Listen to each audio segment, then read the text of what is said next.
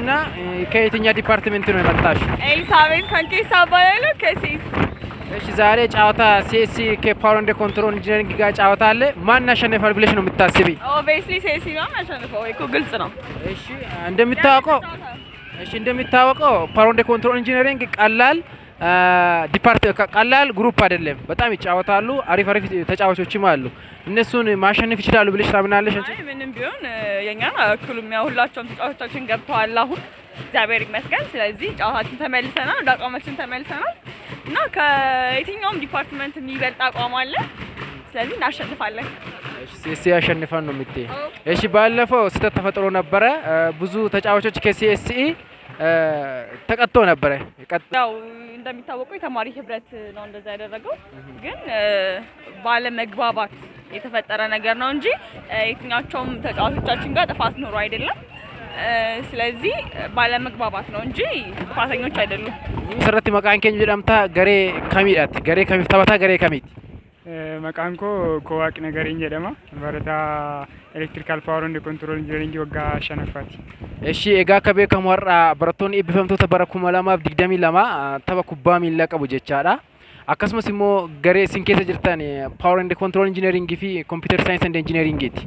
Garee kana keessatti durasati gahee guddaa qabaachuudhaan yookiin immoo taphataa urjii power and control keessa jirtudha. Mee tapharraa kana mee dursa maal yaadda? Ni injifattu moo ni injifatamtu jettee yaadda meeti? Yaw gaa namni kamiyyuu gaafa dirree lixu namooma jedhee lixu sababiin isaas moo'ichi sammuu keessatti jalqaba. Waan yaaddee galte persentii caalu waan sammuu keessa raawwachuudhaaf adeemta. Kanaafis ani akka nama tokkotti guutummaan guututti namoo jedheetanii lixa. Akkuma ati jettes immoo ga'een irraa eegamu karaa koo ga'ee jiru amma danda'ametti humna koo guutuudhaan bahachuudhaaf qophaa'eera. Moorii waa'ee isaaniis immoo xiqqoo waan beeknuudhaaf hanqinoota irraa arganne qabna waan ta'eedhaaf guutummaan guututti ni injifanna jedheetanii abdiidhaan eegaa jiru. Ayyee egaa akka beekamu gareen keessanis garee baay'ee cimaadha. Keessumaa iskuuliin taphattoota yookiin immoo garee kanaa tokko. Gareen CSC illee taphattoota salphaa miti.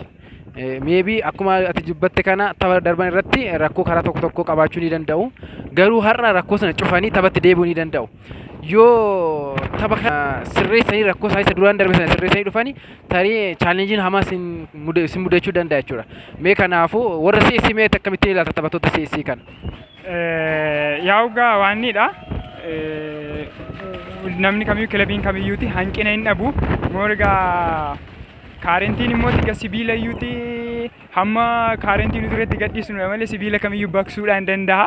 Moor kana immoo barnoota keenya irraa arganneera. Hamma feeyoo cimsaniidhaa dhufaniyyuuti akkuma barnoota saayinsii kaarentii irraa baranne humna keenya nuus daballee cimina isaanii baqsuu dandeenya jedheetanii yaada. Ayyee taphataa urjii beekamaa garee power and control kowaaq nagarii carraa gaarii siif hawwina. Galatoo. Kamu daqiiqaa muraasaan booddee power and control engineering fi computer science and engineering tapha waliin qabu jechuudha. Dirree kana keessatti mee ati garee lamaan kana keessaati eenyuun deeggartaa eenyutu mo'amu jettee yaadda? Ani dipaartimentii korraayyuu akkuma beekamu barataa paawarii tokko irraa kan ka'e paawariidha kan hin deeggaru. Innaa tapha guyyaarraa akka injifannee gara geebaatti dabarru abdii guddaan qaba. Kanas immoo adeemsa gareen keenya kun adeemee dhufe gaafa laallu baay'ee kan abdachiisudha. Amma yoonaatti goolii hedduu galchuudhaan gara kanadha kan geenye. Gareen keenya sarara gidduu irratti illee ga'umsa guddaa ijoollee qabanidha. Keessattuu sarara fuulduraa irratti tooppis koorerii damma yoonaatti nu keessadha kan jiru. Abdiin guddaan nuti qabnu kanadha jechuudha. Ayyee taphattoota baay'ee cimoo ni qabdu. Akkasumas immoo gareen CSC immoo taphattoota laafaa miti kan qabu jechuudha. Har'a tapha baay'ee cimaa ta'etu karaa garee lamaan iyyuu mul'ata innitu yaadna. Mee taphattoota garee CSC yookiin immoo computer science engineering kana yookiin immoo taphattoota faallaa keessanii kan akkamittiin ilaalta? Yaa akkuma jette baay'ee cimoodha garuu kanaan dura tapha isaan dipaartimentii appilaayidii wajjin qaban irratti hanqina nuyi isaan irratti ilaalle tokko yeroo itti firaastireet godhan qabu. Gooliin tokko itti galeennaan baay'ee hin na'u carraa goolii hedduu keessummeessuu qabu jechaadha. Deebi'ee hanqinni xiqqoo isaan qaban kanadhaan nuun immoo taphattoonni keenya baay'ee taphattoota naasisuu danda'an qabna. Sarara fuulduraarra kan taphatan ispiidiidhaan kan fiigan taphattoonni keenya gaafa sana naasuu guddaa keessa galchuudhaan goolii baay'ee hin galchu jennee abdii guddaa qabna. Kanaafuu ofitti amanamummaan taphattoota keenyaa asirratti amansiisaadha jechuudha. Ayyee akka jechaa jirtutti hanqina gareen CSC qabnu itti fayyadamne har'a goolii hedduu gahuu dandeenya hanqina isaanii arginee jirra sababii kanaafuu achitti fayyadamnee mo'achuu ni dandeenya jechuudha. Yeah, we hope. Baay'ee galatoom. Nama taphataa garee kamiiti? Maqaan kiyya Anwar Abaayuu jedhama. Taphataa garee CSC Computer Science and Engineering. Eshi Anwar akkuma beekamu tapha kana dura gochaa turtan keessatti ati taphataa urjii garee sanaa turte. Egaa tapharraa Power and Control Engineering wajjin qabdan akkamittiin ilaalta? Yaa taphni irraa yaa isaan illee ulfaataa akka ta'an hin beekna. Ta'an illee garuu CSC gisee maraa hundarra ulfaata. Kun waan beekamu yaa ni moona jennee yaadda. Tapharraa ni moona jettee yaadda jechaadha. Egaa akkuma dura dubbatte gareen kun cimaadha keessumaayyuu gareen fuuldura isaanii cimaadha gareen ittisa isaanii illee cimaadha jechaadha. Taphattoota kana mo'attanii gara fuulduraatti darbuudhaaf mee yaala akkamii gootu?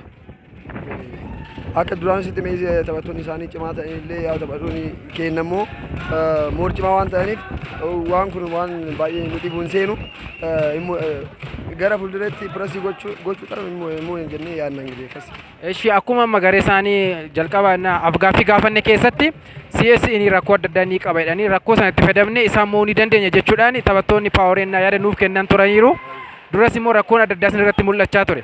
Rakkoo sana sirreessitanii har'a akkamittiin gara injifannoo irratti deebitanii yookiin immoo isa fuulduraaf tapha qabdan gara fuulduraatti darbuuf yaaddu. Hanqina akka qabdan ni beektu hanqina keessan sana akkamittiin sirreessuuf yaaddu. Waliin mari'attanii jirtu? Hanqinni hanqinni duraan jiru amma irra deebinee hanqina sana hin hojjennu hin sirreessina. Waan sirreessinuuf wanti dhufu hin jiru jennee yaadna haga amma jechuudha. Hanqinni isaanillee waan beeknuuf sirriitti waan hundaa seeran adeemsa Ayyee Anwar carraa gaarii. Dipaartimentii kamirraa dhufte? Eshi maqaan keenyudha dipaartimentii kamirraa dhufte? Eshi barataa gammachuu Gazaayin jedhama. Dipaartimentiin koo elektirikaal paawar and kontiroolidha. Har'a tapha darbiya tapha iskuulii lama iskuulii tokko gidduu taphatamudha. School of Electrical liij jalaa paawarii fi CSC dha kan taphatu. Tapha baay'ee namatti tolu garee lamman isaanii kan sirriitti taphatan jennee eegnaa dipaartimentiin keenya paawariin immoo inni abdiidhaan eeggachaa jira. Egaa akkuma beekamu gareen keessanis gareen paawar and kontiroolii baay'ee cimootadha. Akkasumas immoo dabalee CSC illee garee salphaa miti jechuudha. Har'a tapha kana irratti eenyutu injifata jettee yaaddati? Daqiiqaa booda olaallee garuu taphni nuti taphattoonni keenya kan akka waaqfaa jiru kan akka taphoota fuulduraa taphattoota hedduu waan qabnuuf goolii hedduudhaan goolii baay'ee otoo baate goolii garaagarummaa goolii xiqqoodhaan hin mo'adheen abdii qaba. Akeen ni mootu jetteetu yaada qabda jechaadha. Egaa akkuma ati dubbatte waaqfaas dubbisnee turre hanqina jiru keessumaa hanqina CSC qabu itti fayyadamnee tapha har'aa ni moonadha kan jedhanii. CSC hanqina mataa isaanii qaba paawariin illee hanqina ni qaba jechuudha. Lamaan iyyuu taphni kun tapha jalqabaa miti duras CSCnis taphateera paawariis taphateera. Amma lamaan isaanii wal baranii jiru akkuma jettee immoo iskuulii tokkorra jiru jechaadha. Sababii kanaafuu CSC illee garee nan injifadha dandeettii injifadhuun qabaata. Garee CSC akkamittiin ilaaltati? Garee CSC tapha kanaan dura tapha tokko wajjin taphatanii turanii half life kaapii irratti wal faana taphatanii turanii goolii lama sadii immoo eejiisi half life kaapii irratti paawariin dipaartimentiin keenya yeroo sana ammas jabeenya isaanii akkuma irratti ta'e paawariin isaanii irra waan jabaatuuf goolii garaagarummaa muraasa immoo warreen abdii qaba. Ayyee carraa gaarii galatoom.